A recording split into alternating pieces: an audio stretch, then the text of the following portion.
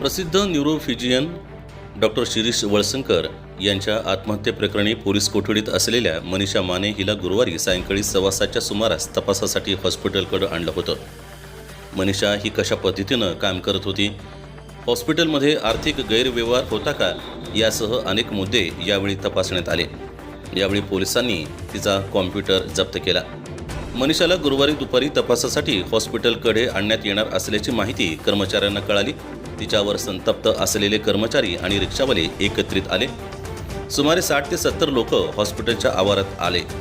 ही परिस्थिती पाहून तपास अधिकारी तथा पोलीस निरीक्षक अजित लकडे यांनी मनीषाला हॉस्पिटलकडे आणणार नसल्याचं सांगितलं. त्यामुळे कर्मचारी पुन्हा आपापल्या कामावर परतले. मात्र काही वेळानंतर लकडे पुन्हा हॉस्पिटलमध्ये आले. त्यांनी हॉस्पिटलच्या दारातून रिक्षावाल्यांना बाजूला केलं. हॉस्पिटलमधील कर्मचाऱ्यांना आपल्या कामाच्या ठिकाणी जाण्यास सांगितलं. त्यानंतर साधारणतः संध्याकाळी 7:15च्या सुमारास मनीषाला पोलीस बंदोबस्तात हॉस्पिटलमध्ये तपास कामासाठी आणण्यात आलं. दरम्यान मनीषाला हॉस्पिटलमध्ये आणण्यात येणार असल्याचं कळल्यावर हॉस्पिटलमधील कर्मचाऱ्यांनी तिला घालण्यासाठी चपलांचा हार तयार केला होता.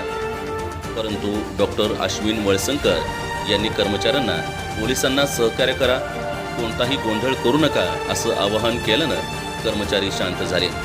मात्र तपास कामानंतर मनीषास पोलीस घेऊन गेल्यानंतर कर्मचाऱ्यांनी आपला राग व्यक्त केला.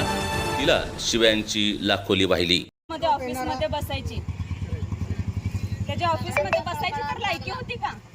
एक दिवशी आणून थांबा भले मसला हलवून देतो.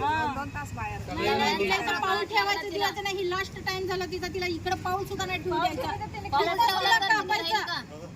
तिला चप्पल दाखवायची नाही, तिला चपलीने हार करून ठेवलं होतं. पाऊल ठेवायची.